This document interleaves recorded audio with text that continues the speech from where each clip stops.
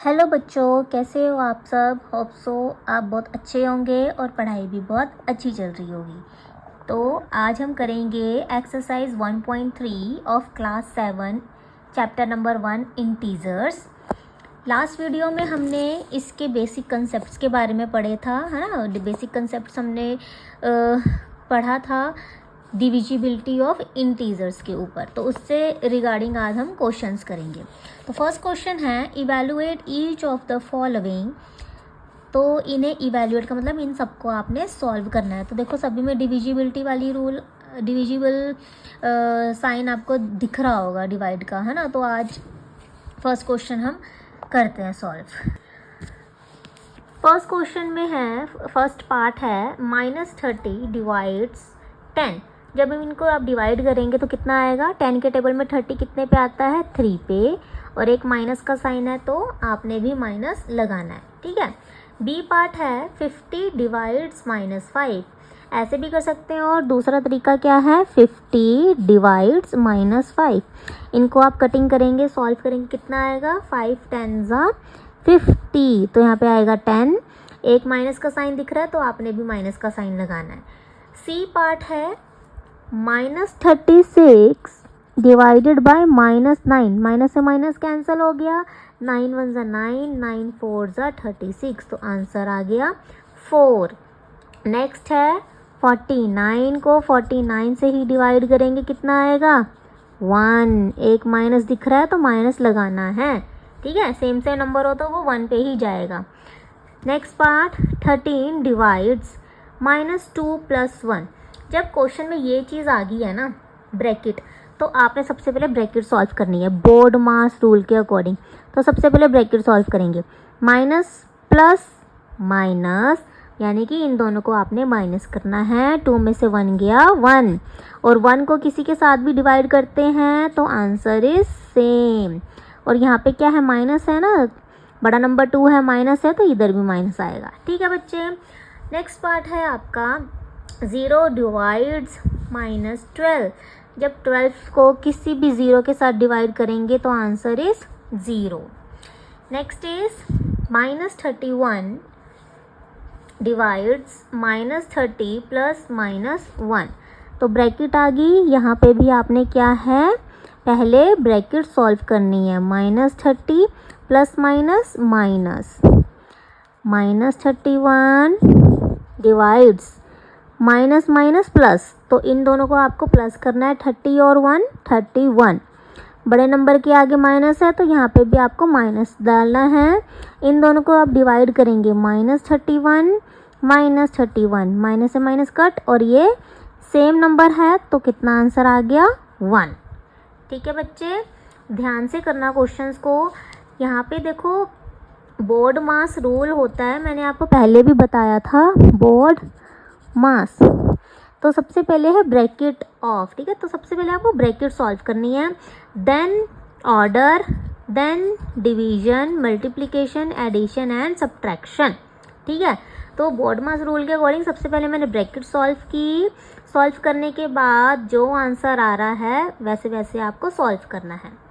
H part -36 divides 12 divides 3।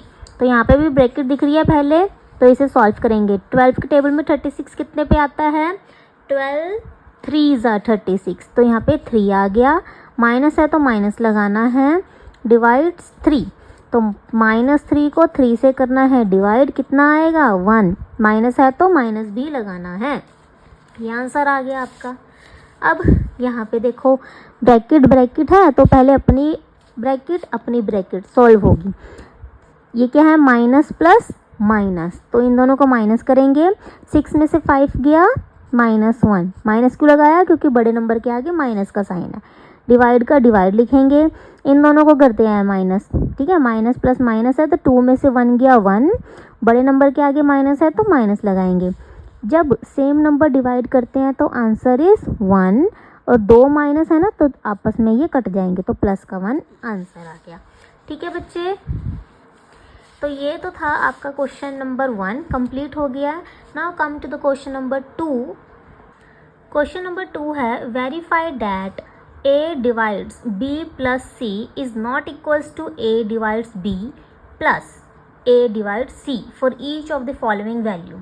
Question में ये आपको एक प्रॉपर्टी है divisibility of integer over addition, ठीक है। लास्ट वीडियो में हमने मल्टीप्लिकेशन ओवर एडिशन पढ़ा था, तो यहाँ पे डिविजिबिलिटी ओवर एडिशन है, तो ये हमने बताना है ये प्रॉपर्टी होल्ड नहीं कर रही है by taking the values of A B C here, ठीक है।